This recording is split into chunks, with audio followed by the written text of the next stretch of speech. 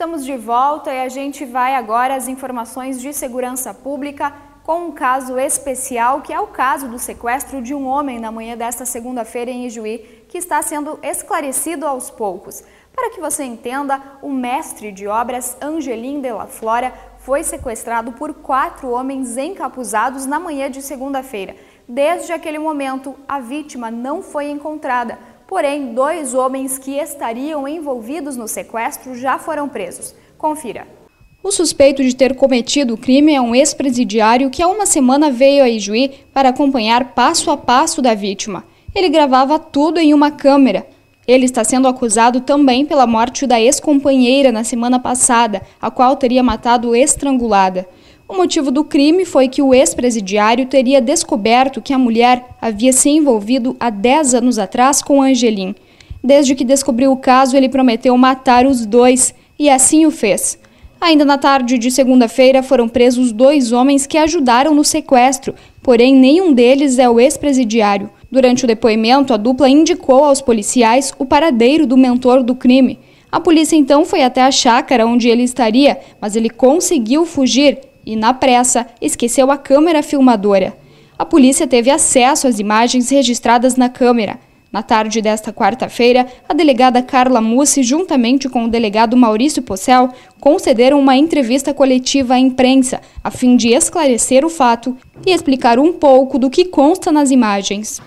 Nós gostaríamos de colocar que não é um caso fácil, né, que é alguma coisa que não é comum acontecer na nossa região, mas nem por isso nós podemos nos furtar de todo e qualquer tipo de investigação. Em princípio, algumas questões nós já temos esclarecidas. A motivação, né, por exemplo, do delito seria alguma coisa envolvendo passional, né, uma relação de um casal.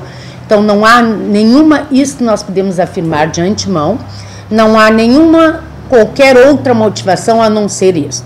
Se por um lado uma vítima, eu diria despreparada ou pelo menos desprotegida, nós temos um autor extremamente preparado, extremamente frio, poderíamos dizer até um psicopata, por tudo que nós já investigamos até aqui.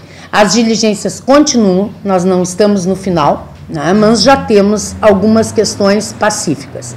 Dentre elas, acho que poderíamos afirmar, a autoria é conhecida, a autoria nós sabemos quem foi o autor, ou pelo menos, se não foi o autor, o mentor e executor em parte.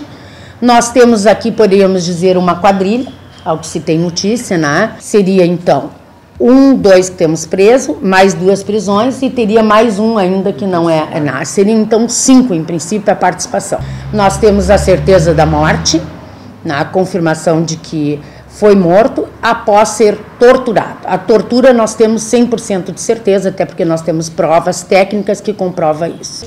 Há uma dose bastante acentuada de sadismo, né, de crueldade, eu diria, e isso, em princípio, não é algo que se divulgue, até porque expõe as pessoas, expõe os familiares e assim por diante. Posso esclarecer a vocês que foi filmada uma tortura, uma verdadeira sequência de tortura, que eu diria que assusta até nós, né? Assusta no sentido de, não é bem assusta o termo, mas assim, algo que nos ficamos sensibilizados, eu diria, né?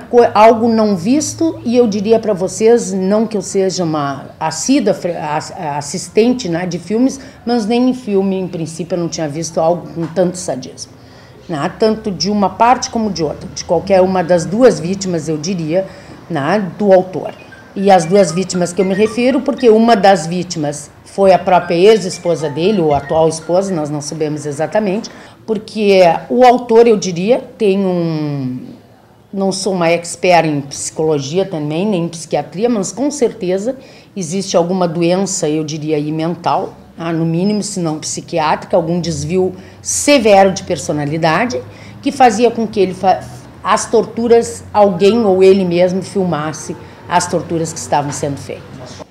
Então, foram ouvidos as 3 vítimas da obra lá, que nos relataram que 3 ou 4 indivíduos armados teriam chegado na obra, rendido as pessoas, inclusive agredido um deles, achando que era a vítima, amordaçado, aguardando a vítima. Com a chegada da vítima no local, esta foi arrebatada com o uso da força e desde então está desaparecida.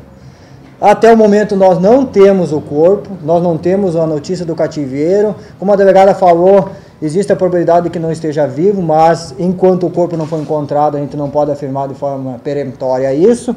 Então, a partir disso, a gente começou as investigações. Então, descobrimos que a vítima mantinha um relacionamento com uma pessoa de Cruz Alta. Seguindo essa linha de investigação, chegamos a essa pessoa que foi vítima de homicídio dia 10 de dezembro, ou seja, na quarta-feira anterior. E pelas investigações, essa pessoa, vítima também do homicídio, essa mulher, tinha um relacionamento com um presidiário, e dessa forma, então, as investigações avançaram, em contato com a delegacia de Cruz Alta, que está à frente da investigação desse delito de homicídio, até pelas suspeitas do homicídio lá de Cruz Alta, que recaía sobre o marido, o ex-marido, o companheiro dela, que inclusive estava foragido já na época. Então, eles tinham uma informação de que esse indivíduo poderia estar se ocultando em uma chácara onde tem um motocross em Cruz Alta. Então, de posse dessa informação, imediatamente deslocamos ao local, montamos uma operação em Cruz Alta, com o apoio da Brigada Militar, e fizemos uma varredura no local. Esse foragido estava no local e conseguiu fugir, e averiguando no local, nós localizamos os documentos da vítima, da mulher, da vítima do homicídio, da quarta-feira, com ele, o que dava os indicativos de que ele estava ali. Averiguando um veículo, foi encontrado um revólver calibre 38, que aparece nos vídeos, e também uma filmadora. Nessa filmadora, que não deu tempo dele levar, com certeza, né, porque ele não iria deixar ali a prova do crime. Então, averiguando os vídeos, a gente localizou vários vídeos onde aparece a vítima sendo agredida, torturada por esse autor e por mais uma pessoa e um terceiro filmando. Então, os vídeos são claríssimos, com requintes de crueldade tremenda, assim, ó, onde ele incita a vítima a narrar sobre esse relacionamento que ele tinha com essa mulher. E a partir disso ele passou a monitorar a vítima. Ele já esteve na cidade antes, aqui ele monitorou, ele filmou a vítima deslocando de carro, ele filmou a vítima trabalhando na obra, isso aí anteriormente. E aí, segundo, então ele veio e arrebatou a vítima com violência. Assim, ó, eu diria que, não entrando em muitos detalhes, assim, a vítima foi amarrada numa árvore, num tronco de árvore, né? Uma corrente, inclusive uma corrente similar foi apreendida também neste local na segunda-feira, né? E ali foi agredida a chutes, socos, coronhadas, inclusive foi colocado um spray, gelol spray no rosto, que também foi apreendido no local, né? Então, e mais coisas assim que eu acho que não cabe a gente entrar nesse mérito agora, mas como a delegada falou, a gente que trabalha com essas coisas, a gente nunca vê tudo e não sabe o limite do ser humano. E a gente tem um pouco mais de preparação porque a gente mexe com essas coisas, assim, mas nos sensibilizou bastante. Assim. E a gente vai seguir acompanhando o caso e informando a você tudo o que está acontecendo. E a assessoria de imprensa da Polícia Rodoviária Federal, a PRF, confirmou o fechamento de pelo menos 5 dos 40 postos de policiamento no Rio Grande do Sul já no início de 2015. A reportagem da TV Ijuí foi até a delegacia da Polícia Rodoviária Federal, aqui de Ijuí, para conversar com o chefe Edmilson Schopf. Ele explicou o motivo do fechamento dos postos. Na Polícia Rodoviária Federal, como um todo, ela está passando por uma reestruturação, primeiramente em seu aspecto administrativo, e isso acaba recaindo então também na parte operacional. O Rio Grande do Sul sofre esse impacto também, né?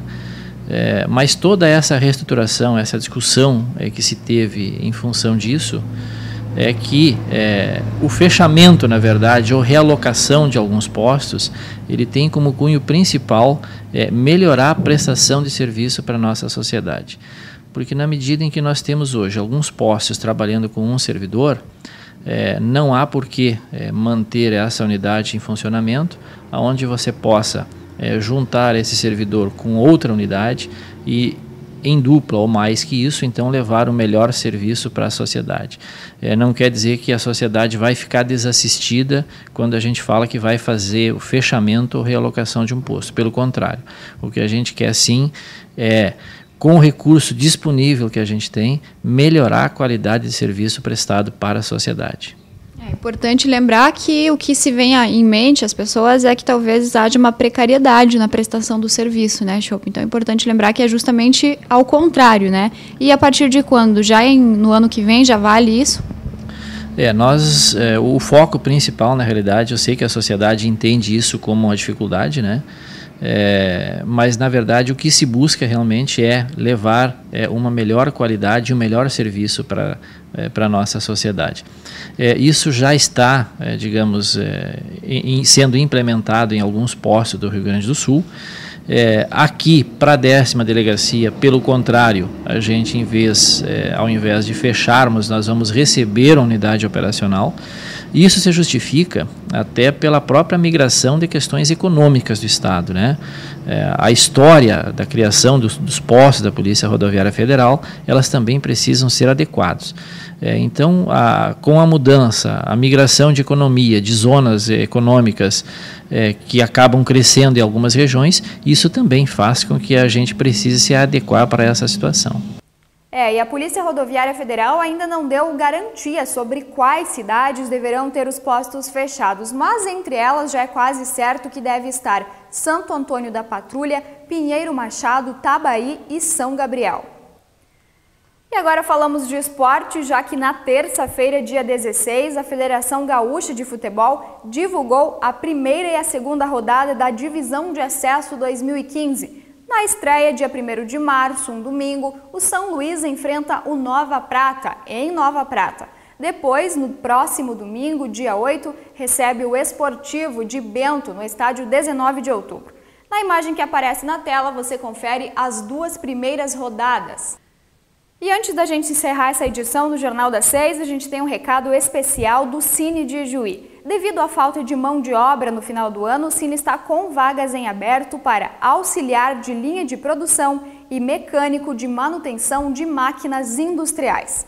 E o Jornal das 6 de hoje fica por aqui. Mais uma vez, muito obrigada pela sua companhia. Tenha um ótimo final de semana. E você já sabe que acessando o site que aparece na tela, você pode rever nosso jornal e também as reportagens. Um ótimo final de semana para você. Até terça-feira.